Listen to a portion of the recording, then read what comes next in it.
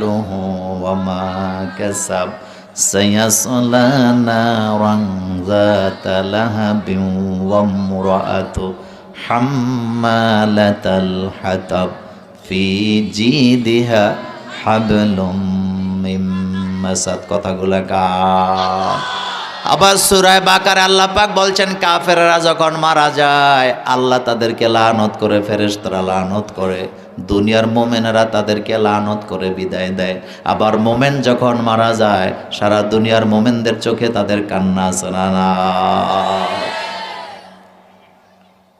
এই যে মারা যায় মানুষ, মুমিনরা যে মারা যায়, দোয়া কি শুধু লাশের জন্য হয় না সারা দুনিয়ার জন্য হয়? চিন্তা করেন তো। আল্লাহুম্মা গফির লি হাইয়িনা, পড়েন আল্লাহুম্মা গফির লি হাইয়িনা ওয়া মাইয়িতিনা ওয়া শাহিদিনা ওয়া গায়িবিনা ওয়া সগীরিনা ওয়া কাবীরিনা ওয়া যাকারিনা ওয়া উনসানা। দুনিয়ার সব মানুষের জন্য জানাজার নামাজে দোয়া আছে না নাই?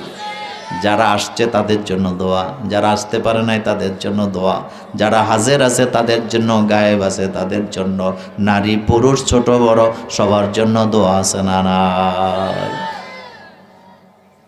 কিছু কিছু মানুষ আছে মুসলমানের সন্তান কিন্তু মারা গেছে বাপ মা, জানাজাটাও ঠিক মতো পড়তে পারে না। কয়দিন আগে দেখলাম বাংলাদেশের সুদর্শন পুরুষ ফ্লাজু পরে গেছে জানাজা পড়তে। কি পরে গেছে? এ কথাগুলো সত্য না মিথ্যা? ফ্লাজু তো পরে মেয়েরা, হেতে পরে গেছে। এটা হেতে বলে বাংলাদেশের সুদর্শন পুরুষ। আমার বাংলাদেশে কিছু পোলাপাইন আছে, এগুলা ওই যে মেয়েদের মতো কানের মধ্যে জিনিস দেয়, হাতের মধ্যে বালা দেয়, এরকম আসেনি? গলার মধ্যে চেন দেয়, এরকম আসেনি? তা আল্লাহ তারে বানাইছে পুরুষ, বলেন কি পুরুষ বানাইছে আল্লাহ, আর হেতে মেয়েদের মতো বেশভূষা ধরে। তো মেয়ে তো আর হইতে পারে না, মাঝখানেরটা হয় হিজরা হিজরা লাগে। পুরুষের মধ্যে একটা বীরত্বের ভাব আছে, কথা ঠিক কি না? কে বানাইছে? কে বানাইছেন? আল্লাহ পাক। তো দোয়া করি আল্লাহ যেন আমাদেরকে ইসলামের জন্য কবুল করেন, আমরা বলি আমিন।